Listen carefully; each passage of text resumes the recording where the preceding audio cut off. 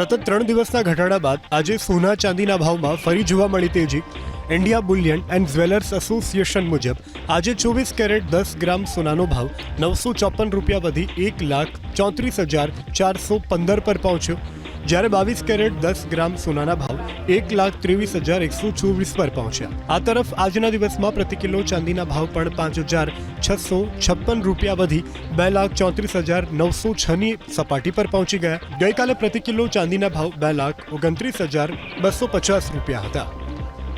સતત 3 દિવસના ઘટાડા બાદ આજે સોના ચાંદીના ભાવમાં ફરી જોવા મળી તેજી।